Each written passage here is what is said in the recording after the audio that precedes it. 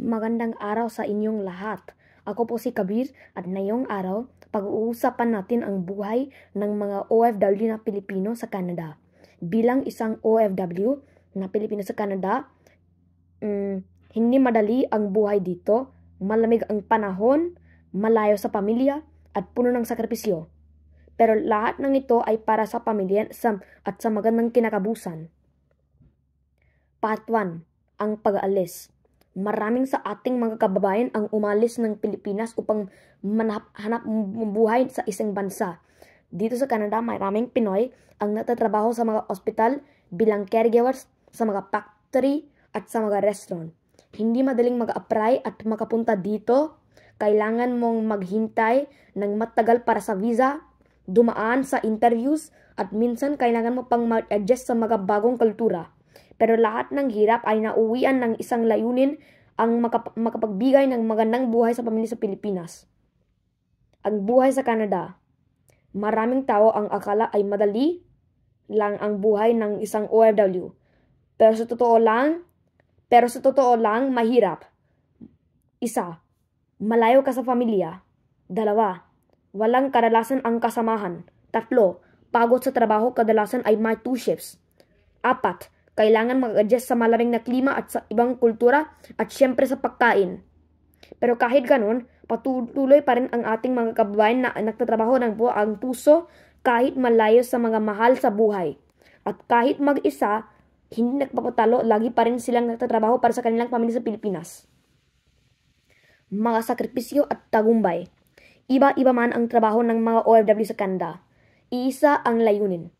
Para sa kanyang pamilya. Maraming OFWs ang hindi nakakauwi sa Pilipinas na magtagal. May ilan pa nga na hindi nakita ang paglalaki ng kanilang mga anak. Pero hindi lang pinagsisisihan dahil sa bawat sakripisyo, may kasamang tagumpay. Sama-sama nila nagtulungan ang mga pamilya nila, may bagong bahay, mas maganda na ang buhay, at nakakapag-aral ng mga anak. Ang mga sakripisyo ng mga OFW ay hindi madaling sukatin. Sila ang mga tunay na bayani na tahimik na magtatrabaho para sa kanilang pamilya at sa bayan. Kaya kung meron kayong mga OFW na kamag-anak o kaibigan, huwag makalimutan pasalamatan sila. Malaki ang kanilang nailutang, hindi lang sa pamilya nila, kundi sa buong bansa. Ako po si Kabir at ito ang Indian Pinoy TV. Saludo po kami sa lahat ng OFW dito sa Canada. Hanggang sa muli, ingat po kayo, palagi, mabuhay ang mga Pilipino.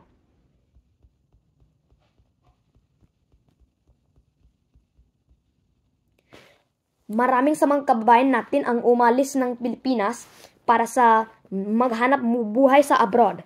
Sa Canada, maraming Pinoy ang nagtatrabaho bilang caregivers, cleaners, nurses, factory workers, at kahit sa mga grocery at fast food.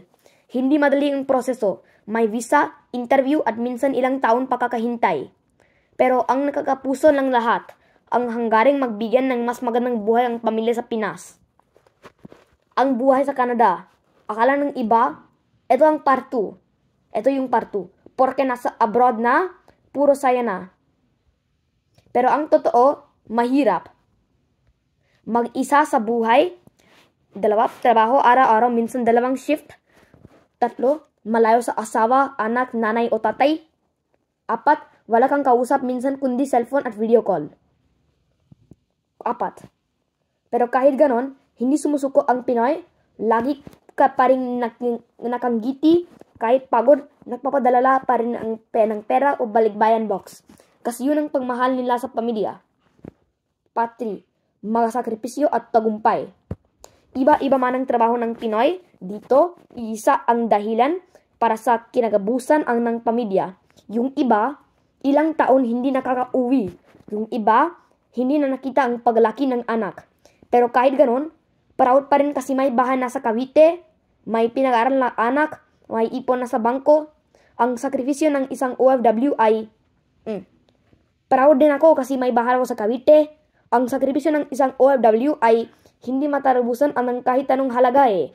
Sila ang tunay na bayani, tahimik, matatag ang punong puso eh. Kung may OFW kang kilala, kamag-anak man o kaibigan, pasalamatan mo sila. Malaking ang naiimbimang nila, hindi lang sa pamilya nila, kundi sa buong bansa. Ako po si Kabir at ito ang Indian Pinoy TV. Saludo ako sa lahat ng OFWs, lalo na dito sa Canada. Hanggang sa susunod na video, ingat kayo palagi. Mabuhay ang mga Pilipino!